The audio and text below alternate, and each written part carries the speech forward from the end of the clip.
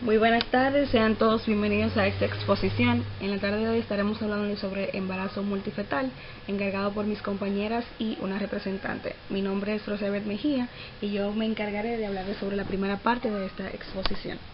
El embarazo multifetal, puede ser el resultado de una o dos fecundaciones o más, o de una sola fecundación seguida de una división errónea del cigoto, o puede darse también por la combinación de ambos factores. Conforme aumenta el número de fetos en una misma gestación, aumenta el riesgo mucho mayor tanto para la madre como para el mismo o para los mismos fetos.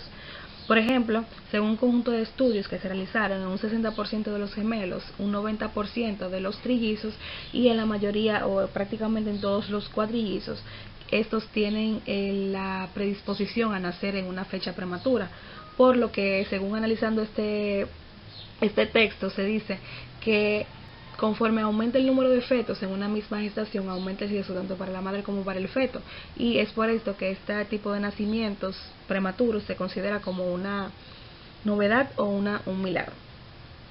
Los riesgos se multiplican tanto para los cuatrillizos como para los quintillizos o trillizos. Además, esas adversidades muestran que con las gestaciones aumenta el número o la probabilidad de que el feto muestre anomalías congénitas.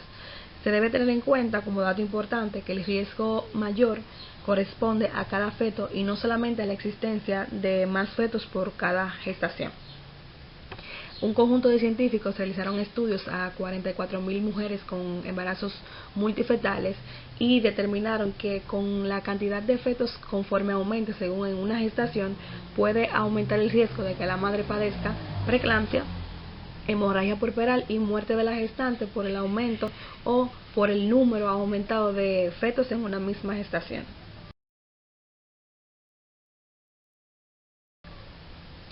Ya hablando sobre los mecanismos de la gestación multifetal, se debe tener en cuenta la diferencia que hay entre gemelos idénticos o mellizos o monocigóticos y disigóticos.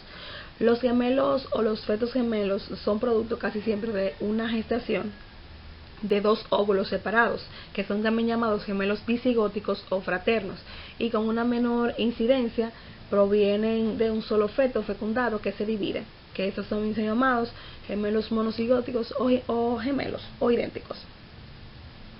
Los dos fenómenos solos, estos pueden darse juntos o participar en la génesis ambos de múltiples fetos.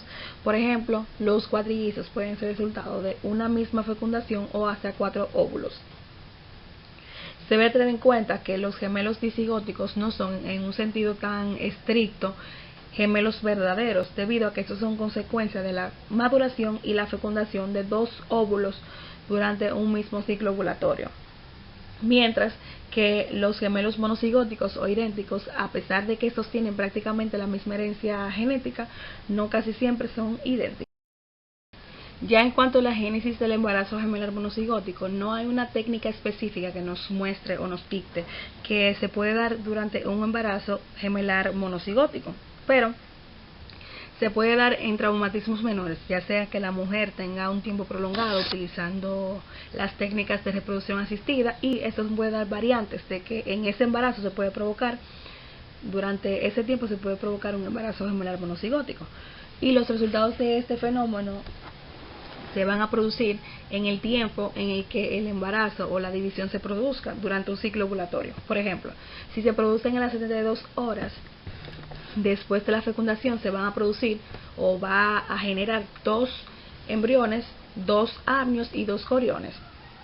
Y eso puede tener una placenta que puede estar fusionada o tener una placentas diferentes.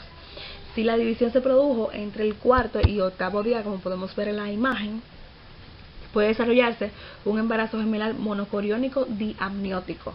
Alrededor del octavo día, ya como podemos ver también en la imagen, después de la fecundación, se ha diferenciado ya lo que es el corio, el amnios, y la división da origen a 2 embriones dentro de un mismo saco amniótico. Es por eso que se va a dar un embarazo monoamniótico monocoriónico. Y si se realiza el embarazo en fechas ulteriores, o sea, fechas después de que se dé la división y todo eso, puede gestarse gemelos unidos.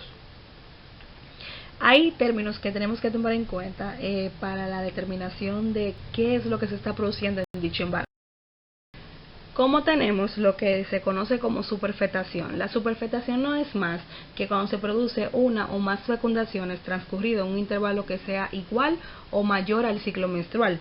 Para que esto se pueda dar posible, se necesita que haya ovulación y fecundación durante el transcurso de un embarazo ya establecido, que se preguntarán cómo es posible esto, y sí es posible, pero en el tiempo en el que la cavidad uterina todavía está siendo obliterada por la decidua capsular y la decidua parietal. O sea, durante ese tiempo, antes de que se oblitere, se puede dar lo que se conoce como superfectación.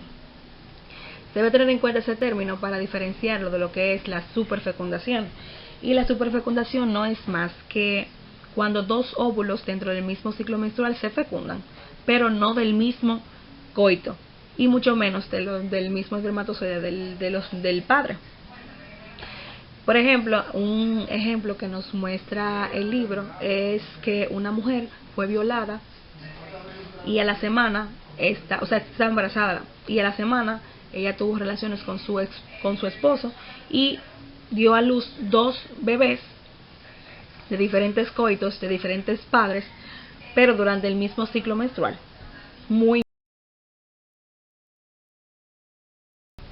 La incidencia de gemelos en el primer trimestre es mucho mayor que la de 2 fetos al nacer. El estudio de que los fetos se valoran por ecografía muestra que los fetos durante el primer trimestre hay un gemelo que puede que se pierda o es evanescente, incluso antes del segundo trimestre, en un 10 al 40% de todos los embarazos gemelares.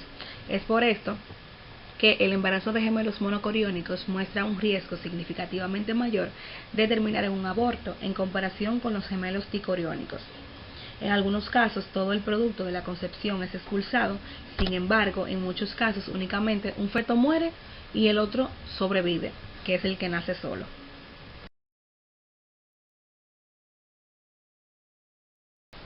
Hay un conjunto de factores que intervienen en que una mujer tenga un embarazo gemelar. Por ejemplo, se encuentra la raza, la edad materna, la paridad, la herencia, los factores nutricionales, la gonadotropina hipoficiaria y el tratamiento contra la esterilidad.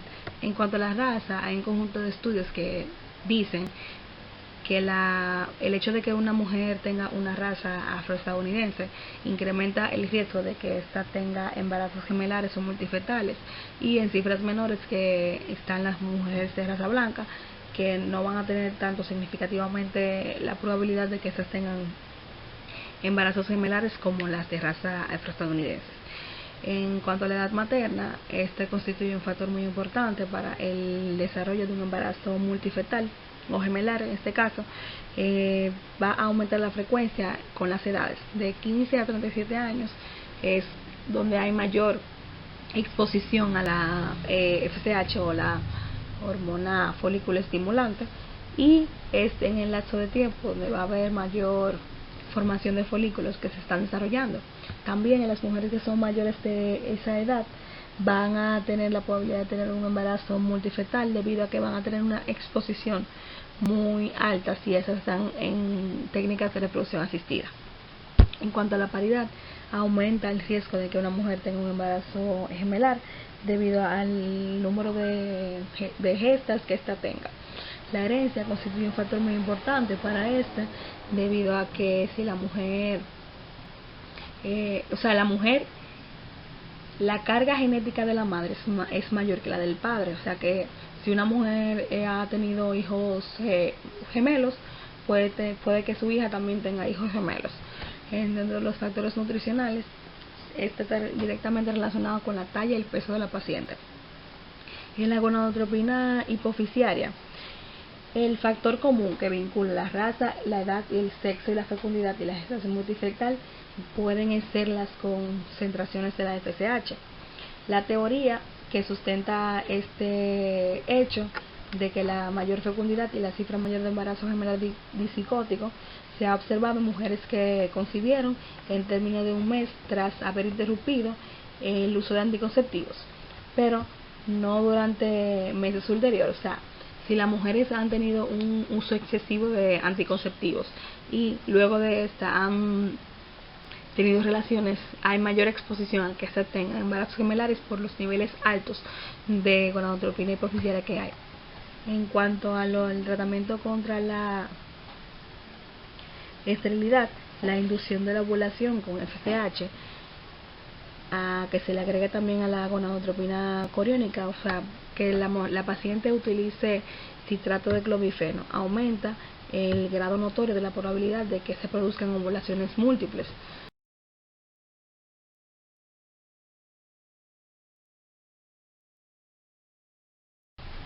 En cuanto a la determinación de la cigosidad, los gemelos de sexo contrario fueron casi siempre disigóticos. En casos raros puede darse mutaciones somáticas o aberraciones cromosómicas que han sido diferentes el cariotipo y el fenotipo de una gestación gemelar monocigótica. Se registran mayores cifras de mortalidad perinatal y daños neurológicos en gemelos monocoriónicos diamnióticos en comparación con las parejas dicoriónicas.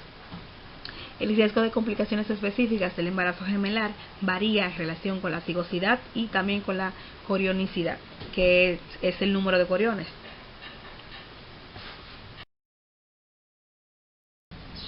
En cuanto a la identificación ecográfica de la corionicidad, esta se puede identificar en algunas ocasiones en el primer trimestre por medio de ecografía. Las dos placentas separadas sugieren disigosidad. En gestaciones con una sola masa placentaria es difícil en ocasiones identificar la corionicidad. Es por eso que se deben tener en cuenta varios signos o varias herramientas para poder identificar cuándo está normal o cuándo hay cierta fusión del corion. Se debe identificar una gruesa membrana divisoria, por lo regular 2 milímetros o más, que refuerce la presuposición diagnóstica de la dicorionicidad. Y también se debe verificar el signo del pico gemelar, que se identifica al explorar el punto de origen de la membrana divisoria en la superficie placentaria. También se debe asumir de dicho pico la forma de un segmento triangular de tejido placentario que se extiende por un corto tramo entre las capas de la membrana divisoria.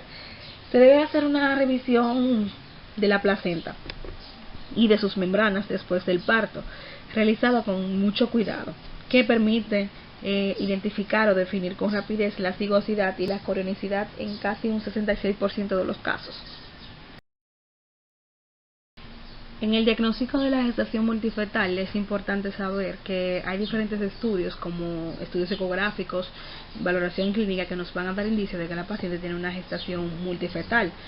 Como está la valoración clínica, que al momento de la exploración física esta debe ser minuciosa por parte del explorador, y tener en cuenta que al momento de tomar la altura del fondo uterino, esta va a dar un número erróneo calculado para su edad gestacional.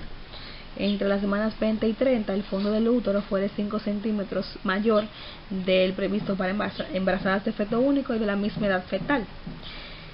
En términos generales, es difícil diagnosticar con palpación las partes fetales, la presencia de gemelos antes del tercer trimestre. Incluso a finales del embarazo resulta difícil detectar gemelos por simple palpación abdominal, y más si la paciente tiene mucha masa corporal. La palpación de las cabezas en cuadrantes uterinos diferentes a menudo es un dato que refuerza el diagnóstico de un embarazo gemelar. El operador debe percibir la cabeza fetal en dos planos perpendiculares para no incurrir en el error de tomar el corte transversal del tronco fetal como la cabeza del segundo feto.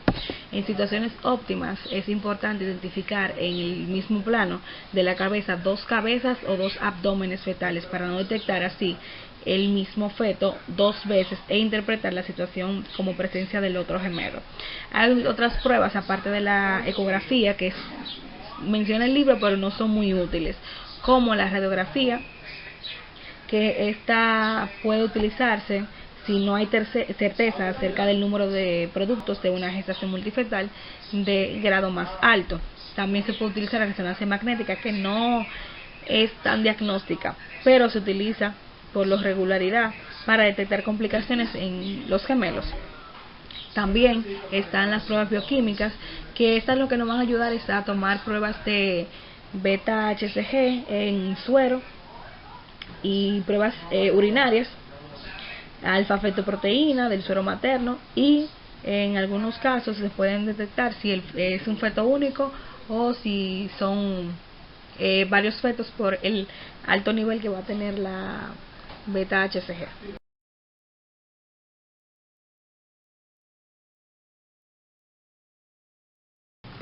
Adaptación materna al embarazo multifetal. La sobrecarga fisiológica y las complicaciones y riesgos que va a presentar una mujer con un embarazo multifetal van a ser mayores que cuando ésta tiene un solo feto en una gestación. Es por esto que debemos tener en cuenta que es muy importante orientar a estas pacientes sobre los riesgos que puede presentar, y aquellas pacientes que tienen un tratamiento contra la esterilidad, que van a estar más expuestas, como lo mencioné anteriormente, a que estas tengan un embarazo multifetal. En el primer trimestre estas muestran ciertas adaptaciones, como es las concentraciones de beta-HCG van a aumentar, y esas van a provocar náuseas y vómitos mayores que en una mujer que tenga solamente un feto en esa gestación. También va a aumentar el volumen sanguíneo en un 50 al 60% de los casos en comparación con aquellos que tienen solamente un feto, y la masa eritrocitaria, que va a aumentar también, pero lo va a hacer en menor cantidad que cuando hay embarazos gemelares. El crecimiento del útero en la gestación multifetal es sustantivamente mucho mayor que el observado en la gestación monofetal. El útero y su contenido extrafetal pueden llegar a tener 10 litros o más y pesar más de 9 kilogramos. En particular, en el caso de los gemelos monocigóticos, se puede acumular con rapidez cantidades excesivas de líquido amniótico. Es por esto que se debe tener en cuenta el hecho de que cuando se vaya a hacer la exploración clínica, como les mencioné anteriormente, saber si estamos frente a un polidramnios o si verdaderamente estamos frente a un embarazo gemelar.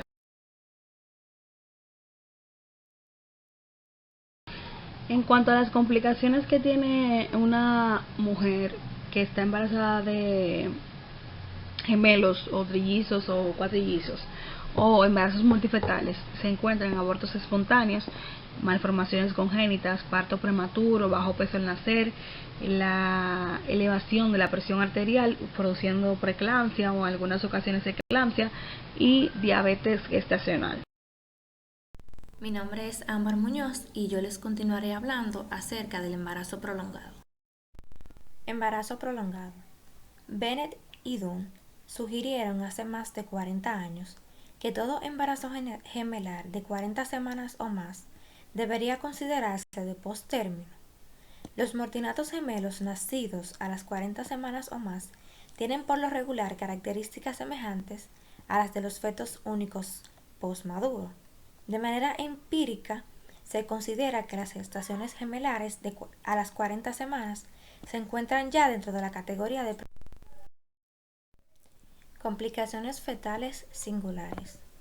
En los embarazos multifetales surgen complicaciones singulares y desconcertantes.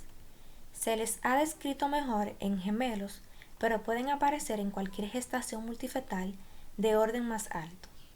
En virtud del proceso de división gemelar intrínseco, muchas de las complicaciones se observan en gemelos monocigóticos.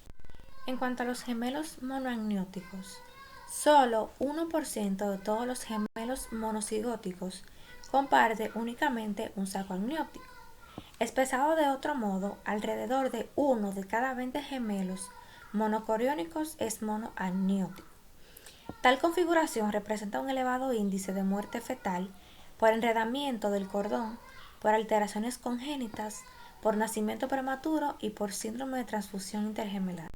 En el caso de los gemelos diamnióticos, estos pueden transformarse en monoamnióticos si se rompe la membrana divisoria.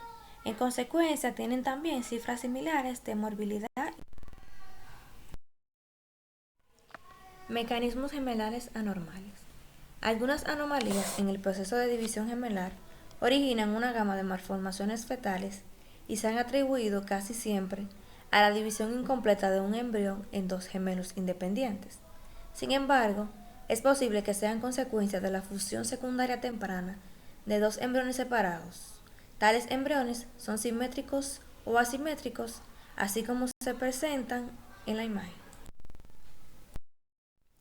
En cuanto a los gemelos unidos, o también conocidos como siameses, la unión de los gemelos puede comenzar en uno y otros polos y originar formas características que dependen de las partes del organismo unidas o compartidas. De todas ellas, la más común es el tóraco pago. Los gemelos unidos se identifican a menudo por medio de ecografía en el segundo trimestre. Esto ofrece la oportunidad de que los padres decidan si continúan en el embarazo. La resonancia magnética puede ser una técnica importante complementaria para identificar los órganos compartidos. La separación quirúrgica del par gemelar con unión casi completa proporciona resultados provechosos si los órganos esenciales no están compartidos. Los gemelos unidos viables deben nacer por vías En cuanto a los gemelos parasitarios externos, el gemelo parasitario consiste casi siempre en extremidades supernumerarias unidas en forma externa, muchas veces con algunas vísceras. Sin embargo, en el cuadro habitual no existe un corazón o cerebros funcionales. Se presupone que los parásitos son consecuencia de la muerte del segundo gemelo con defectos y sus tejidos sobrevivientes se unen y quedan vascularizados por el gemelo normal. Feto en feto. En los comienzos del desarrollo puede quedar un embrión plegado dentro de su gemelo. El desarrollo normal de este gemelo parasitario raro se detiene por lo regular en el primer trimestre. Como consecuencia se pierde la disposición espacial normal y la presencia de muchos órganos. En el cuadro típico se identifican en estas masas fetiformes vértebras o huesos axiales, en tanto que no se identifican corazón y cerebro. Por lo general, las masas se apoyan en su hospedador gracias a unos cuantos vasos parasitarios grandes, y rara vez existe degeneración maligna o gemelos monocoriónicos y anastomosis vasculares. Otro grupo de síndromes fetales de interés surge cuando la gestación gemelar monocigótica produce dos sacos amnióticos y un corión contiguo común. Esto posibilita el compartimiento anatómico de las dos circulaciones fetales a través de anastomosis de arterias y venas placentarias. Es posible que todas las placentas monocoriónicas compartan algunas conexiones anastomóticas. Sin embargo, se observan notables variaciones en el número, el calibre y la dirección de esas conexiones aparentemente aleatorias. Las anastomosis arterio-arteriales son las más comunes y se identifican en la superficie coriónica de la placenta, incluso en el 75% de las placentas gemelares monocigóticas. El hecho de que tales anastomosis sean peligrosas para uno u otro gemelo depende del grado en el cual se equilibran en sentido hemodinámico. En las parejas con suficiente presión o gradientes de flujo entre uno y otro feto, se crea un cortocircuito. Esta transfusión feto-fetal crónica puede ocasionar diversos síndromes clínicos, entre ellos la transfusión intergemelar, la secuencia de policitemia, anemia gemelar y los gemelos taquicárdicos. El síndrome de transfusión intergemelar. La prevalencia de esta entidad es de 1 a 3 casos por cada 100.000 nacimientos. En este síndrome hay transfusión de sangre de un gemelo donante a su hermano receptor, de tal forma que al final el donante se torna anémico y sufre restricción del crecimiento. A diferencia de ello, el receptor muestra policitemia y puede presentar sobrecarga circulatoria que se manifiesta en la forma de hidropexia fetal. El gemelo donante está pálido y su hermano receptor plectórico. En forma similar, un segmento de la placenta está casi siempre pálido en comparación con el resto de este órgano. El neonato receptor puede tener sobrecarga circulatoria por insuficiencia cardíaca, así como hipervolemia o hiperviscosidad profunda. En cuanto a la fisiopatología, en las placentas monocoriónicas puede identificarse cualquiera de los tipos de anastomosis vascular. Por lo regular, El síndrome de transfusión intergemelar crónico es consecuencia del flujo unidireccional a través de anastomosis arteriovenosas. La sangre desoxigenada que procede de la arteria placentaria donante es impulsada a un cotiledón compartido por el receptor. Una vez completado el intercambio de oxígeno en las vellosidades coriónicas, la sangre oxigenada deja el cotiledón por medio de una vena placentaria del gemelo receptor. El flujo unidireccional, salvo que se compensa a través de anastomosis arterioarteriales, provoca desequilibrio en los volúmenes sanguíneos. Continuando con la fisiopatología, el síndrome surge la mayoría de las veces en el segundo trimestre, en el que el feto donante se torna oligúrico porque en él disminuye el riego renal. En él aparece oligohidramnios y el feto receptor presenta polihidramnios grave, tal vez por una mayor producción de orina. La falta virtual de líquido amniótico en el saco donante impide el movimiento fetal y con ello da origen al cuadro descriptivo llamado gemelo atascado o síndrome de polihidramnios oligohidramnios. Este desequilibrio del líquido amniótico se acompaña de restricción del crecimiento, contracturas e hipoplasia pulmonar, rotura prematura de membrana e insuficiencia cardíaca en el receptor. Hablando del daño del encéfalo fetal en el síndrome de transfusión intergemelar, entre las complicaciones graves de las anastomosis vasculares placentarias en la gestación multifetal figuran parálisis encefálica, microcefalia, porencefalia y encefalomalacia multiquística. No se conoce en detalle la patogenia exacta del daño neurológico, pero tal vez sea efecto de necrosis isquémica que culmina en lesiones encefálicas cavitarias. En el gemelo donante, la isquemia es consecuencia de hipotensión, anemia o ambos factores. En el receptor surge isquemia por inestabilidad de la presión arterial y episodios de hipotensión profunda. En cuanto al diagnóstico del síndrome de transfusión intergemelar, su diagnóstico se basa en dos criterios. El primero es la presencia de un embarazo diamniótico monocoriónico y el segundo es polihidramnios identificado por el depósito vertical más grande que sea mayor a 8 centímetros en un gemelo y oligohidramnios definido por el depósito vertical más grande menor a 2 centímetros en el otro gemelo. Una vez identificado, el síndrome de transfusión intergemelar se divide casi siempre en etapas mediante el sistema de Quintero. En la etapa 1 hay volúmenes discordantes de líquido amniótico, pero aún por ecografía se identifica la orina dentro de la vejiga del gemelo donante. En la etapa 2, los mismos criterios de la etapa 1, pero no se identifica orina dentro de la vejiga del donante.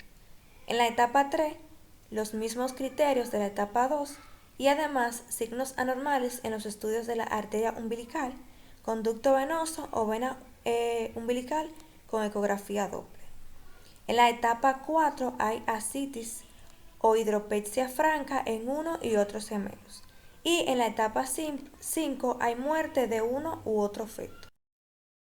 En cuanto al tratamiento y pronóstico, el pronóstico de las gestaciones multifetales complicadas por el síndrome de transfusión intergemelar depende de la etapa en la escala de Quintero y la edad gestacional en la fecha en que por primera vez la mujer acudió al médico.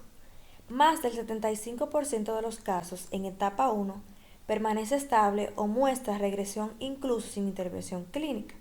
Por el contrario, los resultados en embarazos identificados en la etapa 3 o mayor son peores y la cifra de pérdida perinatal desde 70 a 100% en caso de no efectuar intervención alguna. En la actualidad, se utilizan algunos tratamientos contra el síndrome de transfusión intergemelar, dentro de los que se encuentran la amniorreducción, el ablandamiento de anastomosis vasculares, el fecticidio selectivo y la septostomía. En la actualidad, se prefiere la ablación de anastomosis con láser en caso de síndrome de transfusión intergemelar grave en la etapa 3, 2 y en la etapa 4, aunque no hay consenso en cuanto al tratamiento óptimo de la enfermedad en la etapa 1. En cuanto a la secuencia de policitemia anemia gemelar, esta secuencia es una forma de transfusión feto-fetal crónica que se caracteriza por extraordinarias diferencias en la cifra de hemoglobina entre los gemelos donante y receptor, sin las diferencias en los volúmenes de líquido amniótico típicos del síndrome de transfusión intergemelar. Se diagnostica en etapa prenatal por medio de la velocidad sistólica máxima y de la arteria cerebral media. Ciego arterial con inversión gemelar. Este trastorno, conocido también como gemelo acardíaco, es una complicación rara y se presenta en un caso en 35.000 nacimientos. En esta secuencia casi siempre hay un gemelo donante, formado de modo normal, que posee signos de insuficiencia cardíaca, y un gemelo receptor sin corazón y otras estructuras. Se ha planteado la hipótesis de que esta secuencia es efecto de una derivación arterio-arterial grande en la placenta, acompañada a menudo también por derivación endovenosa. La falta de crecimiento de la cabeza recibe el nombre de acéfalo cardíaco. El desarrollo parcial de tal órgano con extremidades identificables se denomina mielacéfalo acardíaco, y la desaparición de todas las estructuras identificables es el acardíaco amorfo. Debido a la existencia de dicha conexión vascular, el gemelo donante normal, además de ocuparse de su propia circulación, también tiene que impulsar su sangre a través del receptor acardíaco subdesarrollado, situación que puede culminar en cardiomegalia e insuficiencia cardíaca de gasto alto en el gemelo normal. Mola hidatiforme completa con feto normal coexistente. Este trastorno, llamado también embarazo molar gemelar, se origina en un embarazo molar diploide completo que abarca un producto de la concepción, en tanto que el segundo gemelo es un feto normal. Se presenta en un caso en 22.000 embarazos.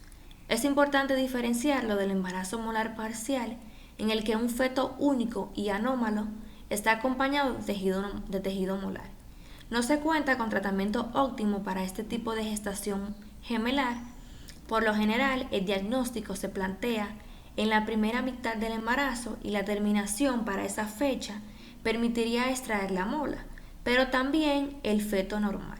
Sin embargo, la evolución de la gestación expone a la gestante a peligros puerperales ulteriores de la enfermedad trofoblástica persistente, que obligarían a aplicar quimioterapia y que pueden ser letales. A pesar de esta situación, se recomienda cada vez más que el embarazo continúe. Desigualdad del crecimiento en fetos gemelos. La desigualdad en la talla de los fetos gemelos, que puede ser un signo de restricción patológica del crecimiento de un producto, se calcula por medio del gemelo de mayor talla como índice o elemento comparativo primario. En términos generales, a medida que aumenta la diferencia ponderal entre uno y otro gemelo, también se incrementa en forma proporcional la mortalidad perinatal. La restricción del crecimiento de un feto gemelar suele aparecer en fecha tardía en el segundo trimestre y comienzos del tercero. La desigualdad más temprana representa un mayor riesgo de que el gemelo de menor peso fallezca. De manera específica, cuando se identifica la desigualdad del crecimiento antes de las 20 semanas, se produce la muerte de un feto. En cuanto a la etiopatiogenia, no hay certeza en cuanto a la causa de la desigualdad ponderal entre uno y otros fetos gemelales, pero las causas en el caso de gemelos monocoriónicos tal vez sean diferentes en las observadas en gemelos dicoriónicos. En el caso de los gemelos monocoriónicos, suelen atribuirse a anastomosis vasculares placentarias que causan desequilibrio hemodinámico entre uno y otro gemelo. Y en el caso de los gemelos dicoriónicos, pueden ser consecuencia de varios factores. Los fetos disigóticos pueden tener diferente potencial genético de crecimiento, en particular si son de géneros diferentes. Y puede que una placenta tenga un sitio subóptimo de implantación. En cuanto al diagnóstico, la desigualdad de talla y peso entre los gemelos se puede valorar por ecografía de varias formas. Un método común utiliza la biometría fetal ecográfica para computar un peso calculado de cada feto. Después se compara el peso del feto de menor tamaño con el de mayor tamaño. En consecuencia, la desigualdad porcentual va a ser igual al peso del gemelo de mayor tamaño al que se resta el peso del de menor tamaño, dividido entre el peso del gemelo más grande. En cuanto al tratamiento, el elemento esencial del tratamiento ha sido la vigilancia ecográfica del crecimiento en los dos miembros del par de gemelos y el cálculo de la desigualdad. Otros signos ecográficos como el oligohidramnios pueden ser útiles para cuantificar el riesgo fetal. En el tratamiento de gemelos se ha recomendado la práctica de estudios cardiotocográficos en reposo, calificaciones del perfil biofísico y valoración Doppler de arteria umbilical. Se recomienda el parto a las 37 semanas en aquellos gemelos monocoriónicos y el parto a las 38 semanas en aquellos gemelos dicoriónicos. Muerte fetal. En cualquier momento durante el embarazo multifetal pueden fallecer uno o más fetos de manera simultánea o seriada.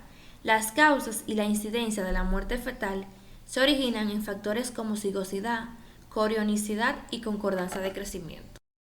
Muerte innato de un feto. En algunos embarazos, un feto muere mucho antes del término, pero la gestación continúa con uno o más fetos vivos. Cuando esta situación se produce en los comienzos del embarazo, puede manifestarse por el llamado gemelo evanescentes. La muerte fetal en una fase un poco más avanzada de la gestación puede pasar inadvertida hasta que nazca un producto vivo de aspecto normal con un feto muerto apenas identificable. Puede mostrar compresión evidente y se denomina fetus compressus o puede ser aplanado en grado extraordinario hasta desecarse, el denominado fetus papyraceus.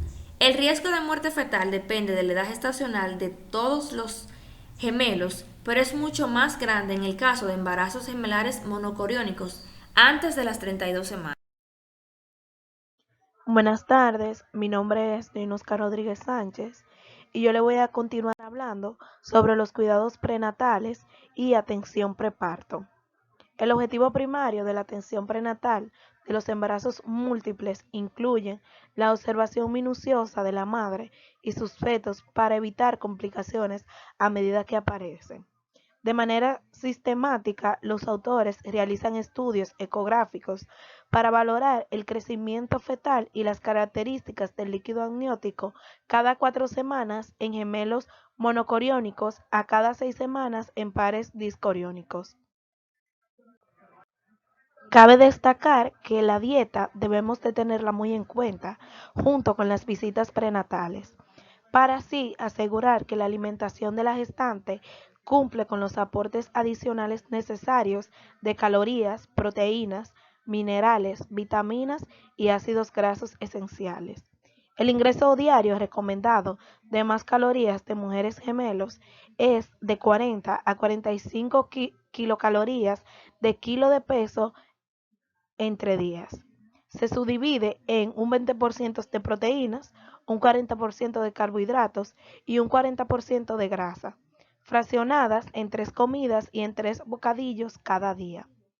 En cuanto a la vigilancia del crecimiento y la salud de los fetos, un elemento fundamental de la valoración fetal en el embarazo gemelar es identificar las alteraciones o desigualdades en el crecimiento de los productos, y por esta razón, en todo el tercer trimestre suelen realizarse exploraciones ecográficas seriadas. También es importante valorar el volumen del líquido amniótico. El oligohidranio acompañante puede señalar alteraciones uteroplacentarias y obligar a una valoración más detenida del bienestar fetal. En el Parkland Hospital se mide en cada saco el depósito vertical único más profundo. Cabe destacar que se considera que la cifra menor de 2 señala oligohidranios y mayor de 8 señala polihidranios. Continuando con los métodos para valorar el bienestar fetal, el tratamiento de los embarazos gemelares o multifetales de orden más alto suelen utilizarse el método cardiotocográfico en reposo o cabe destacar que podemos utilizar también el perfil biofísico. Ante las complicaciones complejas que surgen con las gestantes multifetales y las posibles dificultades técnicas para diferenciar los fetos durante los métodos de preparto, al parecer es escasa la utilidad de tales procedimientos. Los estudios biofísicos se realizan muy a menudo en gestantes multifetales, pero no se cuenta en datos suficientes para dictaminar sobre su eficacia. Continuando con la maduración pulmonar, además de las medidas para el parto planeado, en caso de los gemelos monocoriónicos sin complicaciones a las 38 semanas, otra conducta es la amniocentesis, para corroborar la madurez de los pulmones de los fetos antes del parto entre las 36 y 38 semanas. En caso de gestaciones gemelares complicadas, se puede practicar en una fecha anterior la amniocentesis, tal y como se mide por la cuantificación de la proporción de la lectina y esfingomielina. La maduración de los pulmones es sincrónica en los dos gemelos. No obstante, en algunos casos puede ser totalmente diferente la función pulmonar y el feto del gemelo menor y sometido a mayor estrés es de modo característico el más maduro. Continuando con el nacimiento prematuro, el parto prematuro es frecuente en los embarazos multifetales y puede complicar hasta un 50% de las gestaciones gemelares, un 75% de las de trillizos y un 90% de las gestaciones de cuatrillizos. Se han aplicado algunas técnicas como intento de prolongar dichos embarazos. Los métodos incluyen un reposo absoluto, en particular durante la hospitalización, administración de profiláctica de fármacos miméticos beta o progestágeno, cerclaje cervicuterino con fin profiláctico y colocación de un pesario, que más adelante le estaré hablando de esto. En la prevención del parto prematuro, un objetivo importante de la atención prenatal en embarazos multifetales es el cálculo preciso de la fecha en que la mujer posiblemente dé a luz antes del término, y después de este cálculo instituir medidas preventivas para poder prevenir el parto prematuro. Podemos decir que a las 24 semanas la longitud cervical debe de medir menor o igual a 25 milímetros. Fue el elemento que mejor pudo anticipar el nacimiento antes de las 32 semanas. A las 28 semanas, el elemento de mejor previsión fue el incremento de la concentración de fibronectina fetal. Podemos decir un dato importante que las mujeres con gestaciones multifetales a las 24 semanas y que tenían cerrado el orificio interno del cuello en el tracto cervical digital, cuya longitud cervical era normal en la exploración ecográfica y una prueba negativa de fibronectina fetal, tuvieron un bajo riesgo de dar a luz antes de las 32 semanas. Continuando con la prevención del nacimiento prematuro, se ha valorado varios esquemas para evitar el trabajo de parto y el nacimiento prematuro. Empezando con el reposo absoluto, algunos autores han recomendado limitar la actividad física, gestionar los permisos laborales tempranos, realizar visitas más frecuentes a los servicios de atención médica y exploraciones ecográficas y sobre todo a la enseñanza materna más estructurada en relación con los riesgos del parto prematuro. En el caso de los tocolíticos profilácticos, no se han estudiado de manera amplia la administración de los mismos en caso de los embarazos multifetales.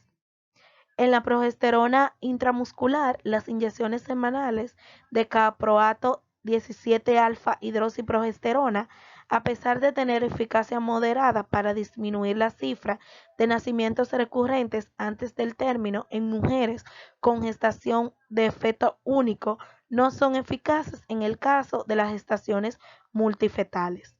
En la progesterona por vía vaginal, la progesterona micronizada aplicada por vía vaginal a mujeres con embarazos gemelares no ofrece un beneficio indudable. En diversas investigaciones no se ha demostrado la disminución alguna de las cifras de nacimiento prematuro de pacientes que recibieron por vía vaginal varias presentaciones de progesterona. Podemos decir que el cerclaje cérvico-uterino y pesario. El cerclaje cérvico-uterino es el primero de la imagen. Este no se ha demostrado que el cerclaje con un fin profiláctico mejore los resultados perinatales en mujeres con embarazos multifetales. Las investigaciones han incluido a mujeres que no fueron seleccionadas de manera especial y otras que eligieron por el acortamiento del cuello uterino que presentaban por vía de una ecografía. El pesario, que rodea y en teoría comprime el cuello uterino, altera la inclinación del conducto endocervical y disipa la presión directa en el orificio cervical interno. Este dispositivo se ha puesto en lugar del cerclaje. El pesario más aceptado, cabe destacar, es el de Arabin de silicona. Tratamiento del parto prematuro. Muchos autores recomiendan la indicación y la administración de los agentes tocolíticos para detener el parto prematuro en embarazos multifetales que no han mejorado el grado considerable de los resultados neonatales. Otro tratamiento es el glucocorticoides para la maduración pulmonar. Se ha estudiado de manera detallada la administración de corticosteroides para estimular la maduración del pulmón fetal en gestaciones multifetales. Sin embargo, estos fármacos deben de ser, desde luego, beneficiosos tanto en el embarazos multifetales como en los monofetales. La rotura prematura de membrana, la frecuencia de rotura prematura de membrana aumenta conforme lo hace la multiplicidad de fetos. Las gestaciones multifetales con rotura prematura de membrana se tratan con las medidas espesantes. Continuando con el trabajo de parto y el nacimiento, se conocen diversas complicaciones que pueden presentarse durante el trabajo de parto y el nacimiento de embarazos con fetos múltiples. Además de los dos periodos, podemos decir que aumenta la contractilidad del útero, la presentación fetal anormal, prolazo umbilical, placenta previa y desprendimiento prematuro de placenta. También podemos agregar nacimiento quirúrgico de emergencia y hemorragia puerperal por atonía uterina. Todas estas alteraciones anteriores deben de anticiparse y en consecuencia es prudente adoptar algunas precauciones y hacer disposiciones especiales. Podemos decir que debemos de tener en cuenta para poder afrontar cualquier situación o complicación que se me presente los siguientes. Empezando con el personal obstétrico bien entrenado, debe de atender a la gestante durante el trabajo de parto. Es preferible la vigilancia electrónica externa y continua. En caso de rotura de membrana y dilatación del cuello uterino, se vigila en forma interna la parte fetal de la presentación. Debe de establecerse un sistema de goteo intravenoso capaz de expulsar líquido con rapidez. Podemos decir que en ausencia de hemorragia se introduce la solución del lactato de Ranger. También es importante disponer de sangre para transfusión si es necesario. Es indispensable contar con la presencia de un obstetra experto en la identificación extrauterina de partes del feto y la manipulación del producto dentro del útero. También es importante contar con un aparato ecográfico para valorar la presentación y la posición de los fetos durante el trabajo de parto y estudiar la imagen del feto o fetos restante después del nacimiento del primer producto. También debe de estar disponible en todo momento el personal de anestesia en caso de que se necesite una cesárea de emergencia o se requiera la manipulación intrauterina para el parto vaginal. Para cada feto debe de estar disponible un miembro del personal, al menos experto en reanimación y atención de neonatos y que conozca bien la situación presentada. Por último, Debemos de tener el área de atención, debe de contar con un espacio adecuado para que los miembros del personal, ya sea enfermera, obstétrica, anestesia y pediatra, trabajen de forma eficaz. Valoración durante la hospitalización.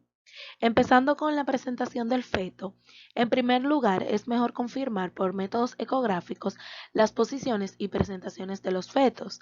Es posible detectar cualquier combinación factible de posiciones, pero las más comunes en la hospitalización para el parto son la cefálica como pueden observar en la primera imagen, y de nalgas como pueden observar en la segunda imagen, y en la tercera imagen cefálica transversa o en dado caso transverso y transversa.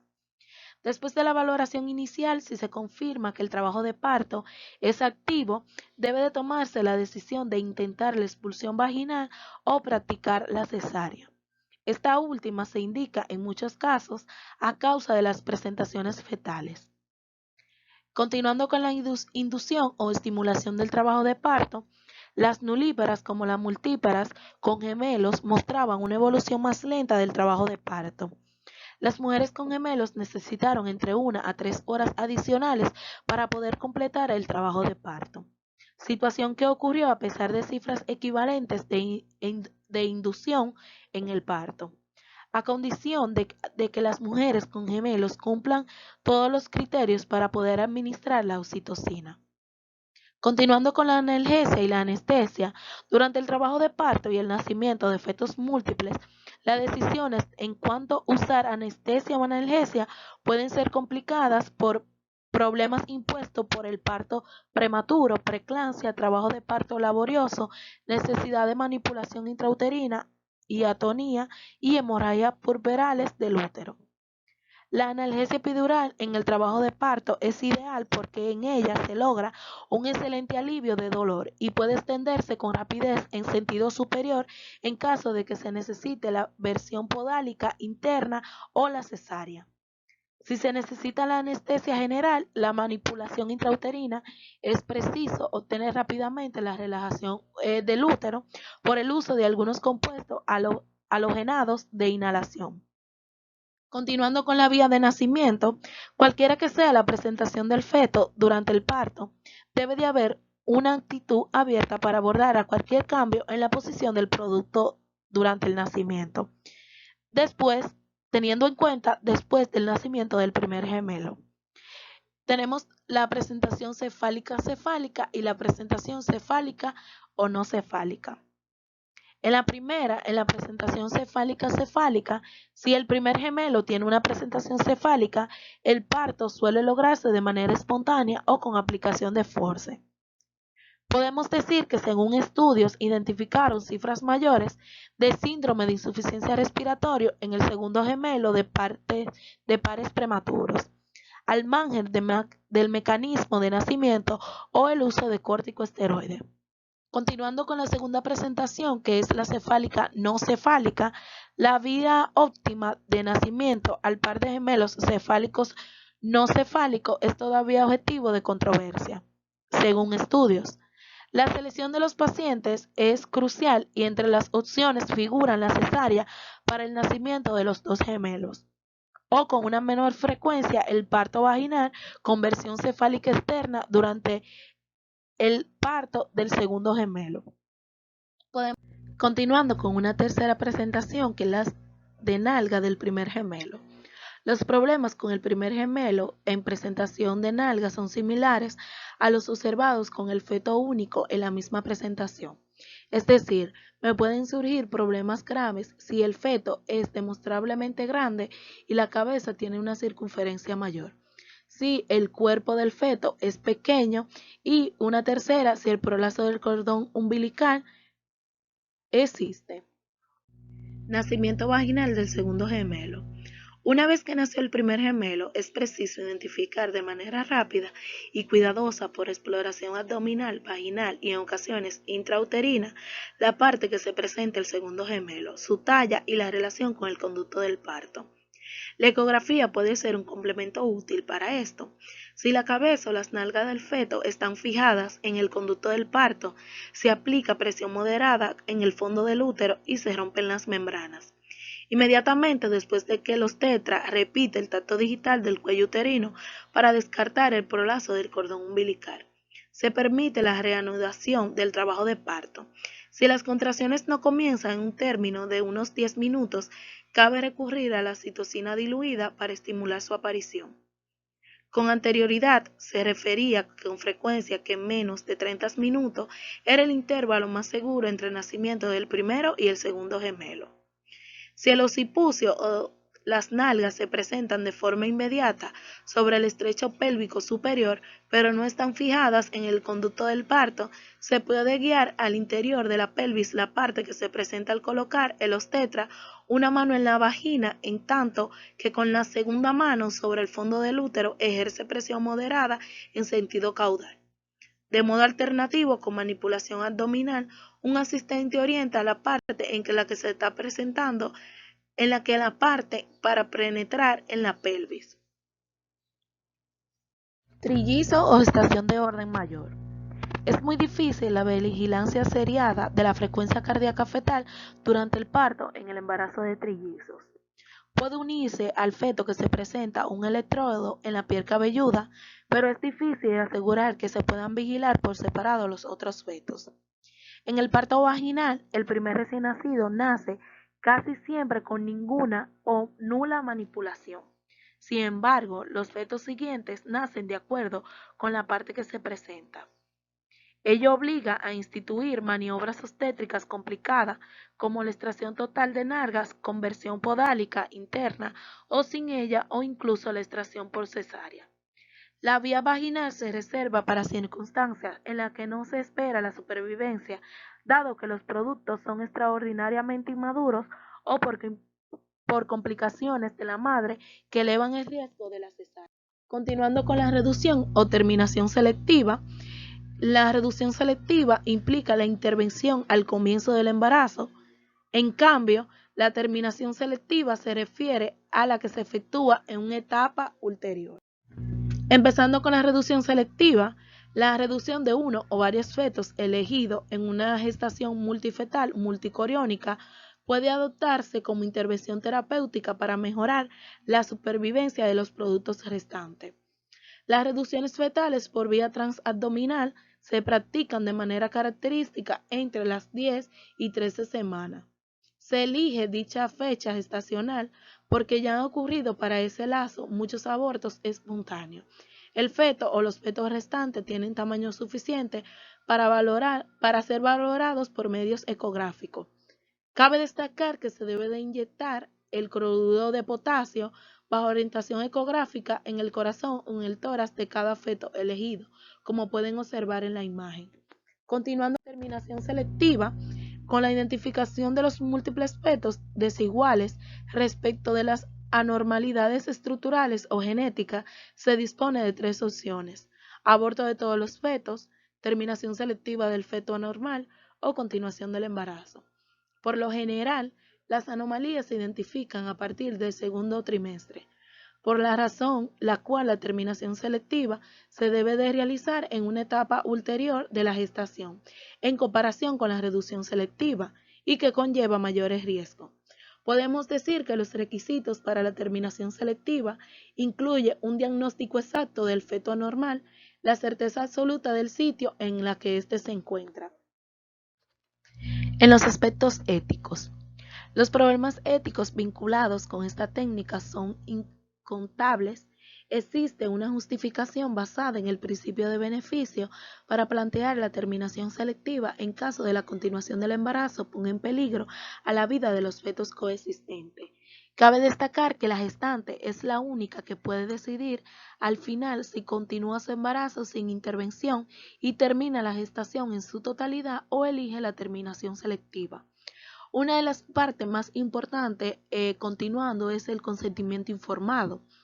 Antes de la terminación o reducción selectiva, el personal asistencial debe revisar la situación y considerar en primer lugar las cifras de morbilidad y mortalidad si continúa el embarazo o si sobrevienen gemelos o trillizos. Existen los riesgos específicos que son frecuentes en la terminación o la reducción selectiva que figuran las siguientes complicaciones.